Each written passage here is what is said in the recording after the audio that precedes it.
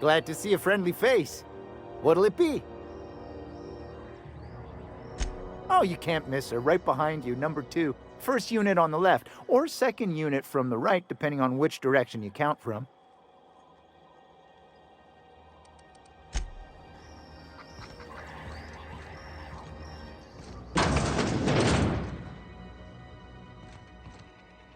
Damnable thing about living on a space station. No pigeons to feed. Oh, you rats, sure enough. But then the neighbors start moaning about hygiene.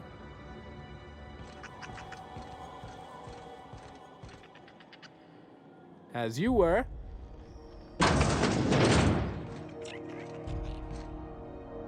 Bless my heart. A stranger come knocking on a poor old woman's door. You here for a particular reason? Or did the neighbors tell you how good my sugar cookies are? Made without a single natural ingredient, or an oven. Just like store-bought.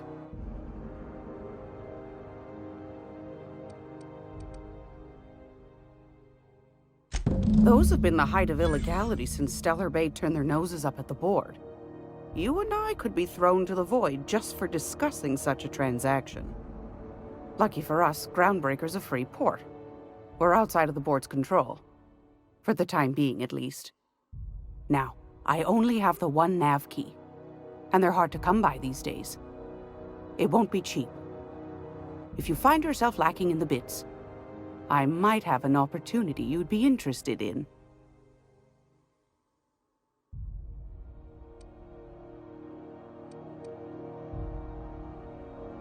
You've certainly been blessed with an abundance of sass, haven't you?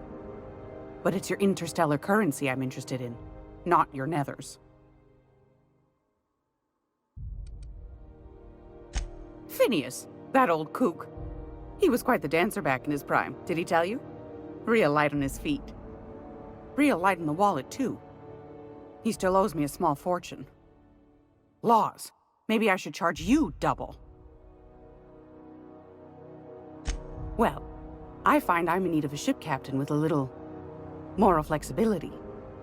Might be this could help out the Groundbreaker, as well as earn some bits. But if you've got qualms...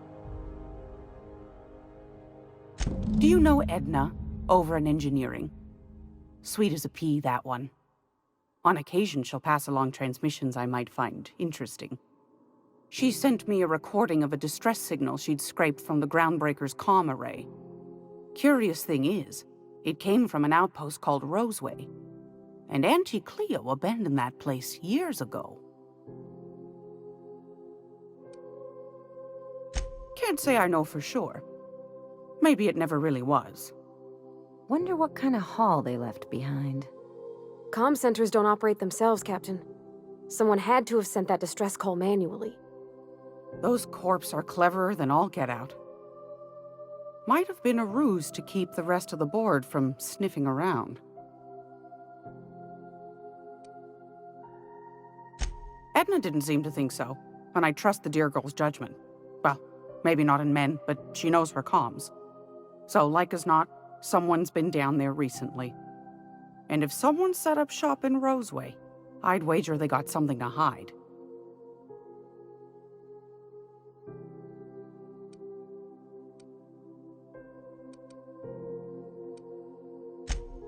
I appreciate a man who knows one when he hears it. If you should find a secret worth selling, might be I could find a buyer. Corporate bigwigs will pay top bit for inside information on their competitors. The more we got the corps fighting each other, the less time they got to meddle in our affairs.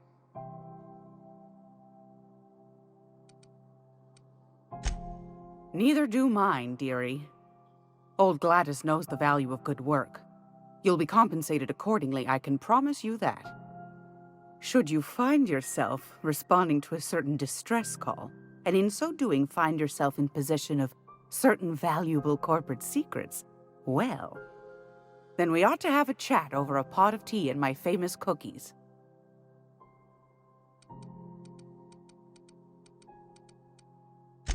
Law bless your atoms. Here's a copy of the SOS recording complete with the coordinates. Don't forget to come find old Gladys when you're done. I've got a lovely little throw pillow. Just something I toss together. Like to keep my hands busy.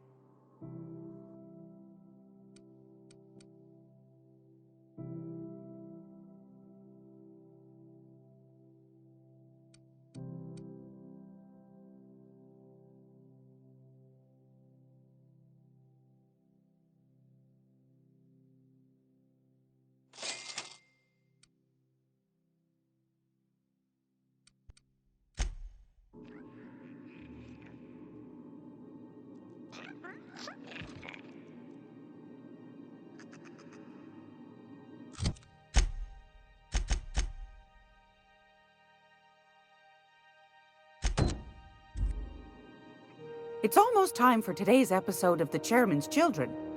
Care to listen with me?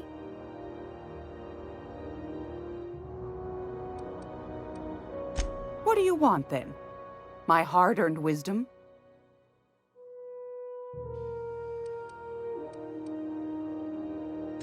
That's right, dearie. The only independent station in the colony. That's us. Though for how long, I can't say. That all depends on Miss Junlei. The board can't abide a community that won't bend to its will. Chief Junlei Tennyson. Used to be she was chief engineer before her mama passed, and she took the helm. She's neck-deep in the ship guts by day, slap-fighting with the board by night.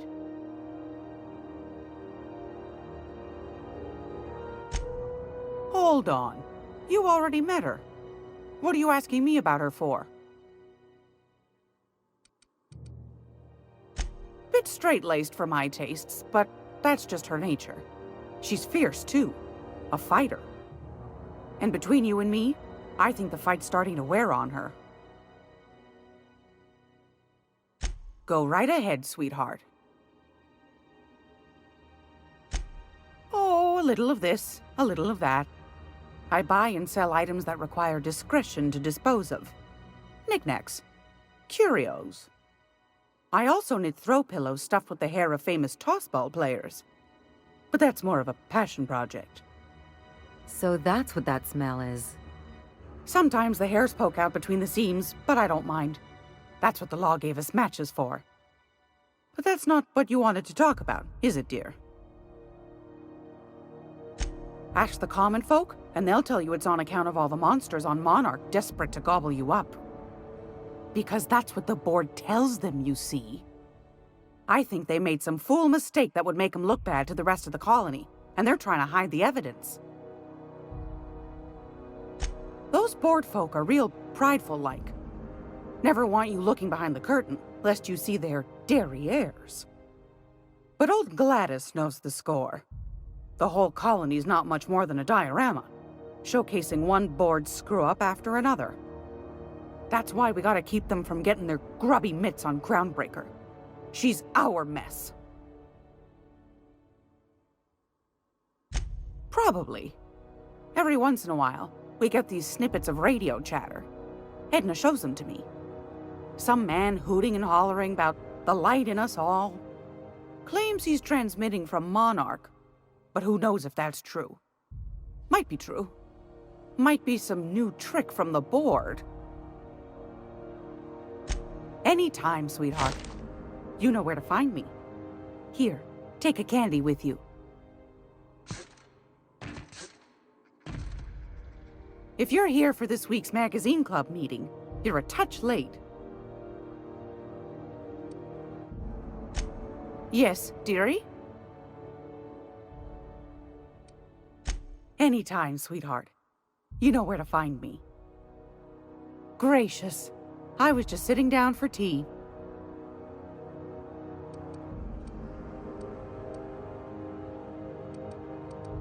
Straight to the point, eh? All right then, on you go.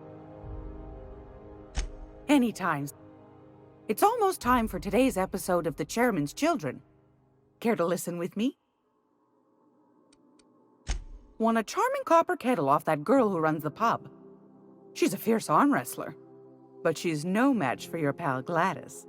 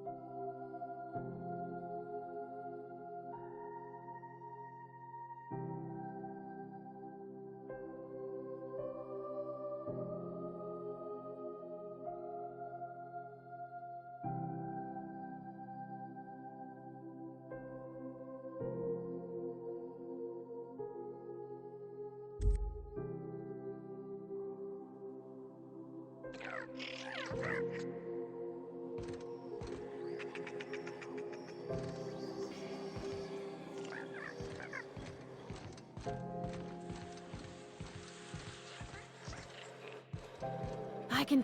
Miss Ellie, Dr. Finhill. I noticed your pistol's been making a funny noise. What are you talking about? I oil it every night. Well, look here. Your slide's not recoiling fully. You might be due for a new spring. I could take a look, maybe fix it for you. Sure. I'm short on bits at the moment, but I'll pay you back. Oh, no. I mean, it don't cost nothing. I got a spare spring in my pocket here, even. Everything's got a price.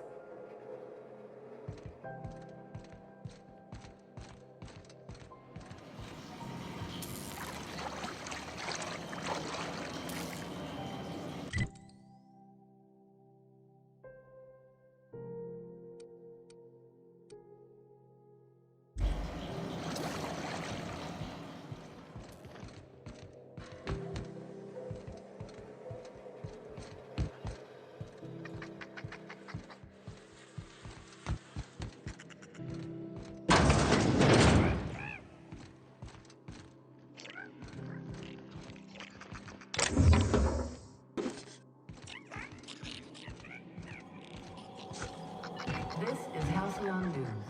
We interrupt your regularly scheduled advertisement for the following story.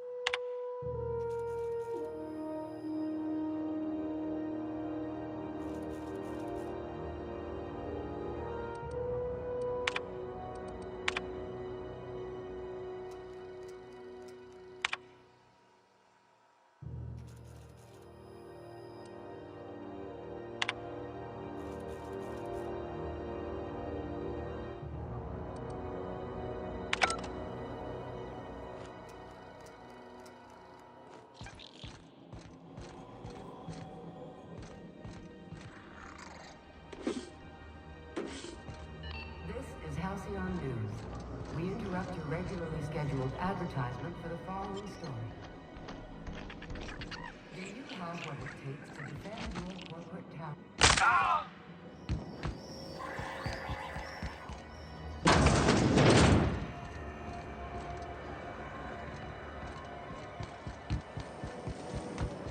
Rizzo's Purple Berry Punch. You want a punch? You want your punch right here. You take real good care of your pistol, Dr. Fenhill. I oughta. It's kept me alive this long. I mean, you treat it nice. Makes me happy to see, because I feel the same way about my wrench. Look, it's a tool that does a job. Feelings got nothing to do with it.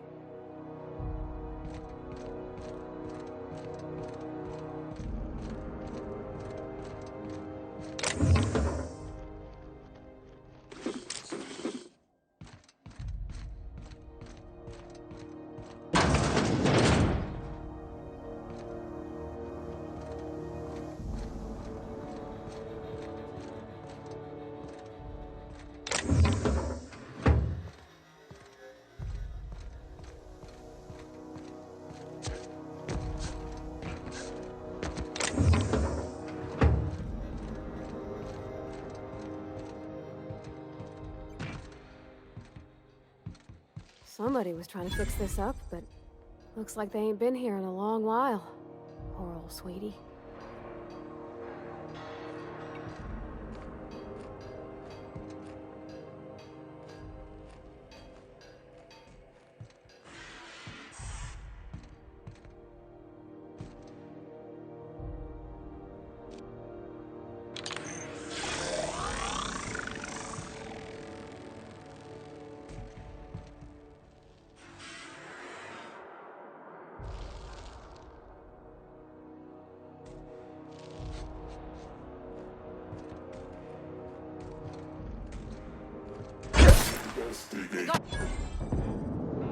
Drop on us.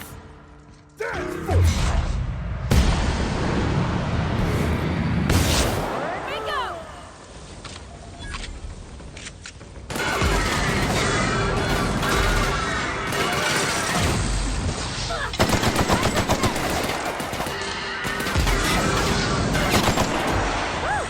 We made it!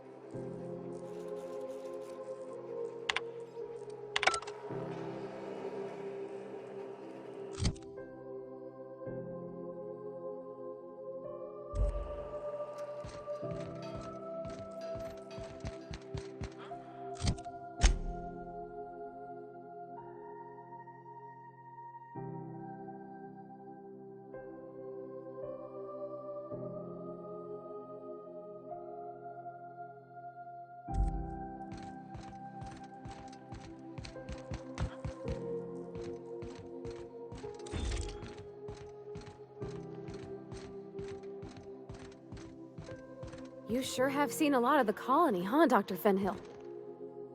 Ellie.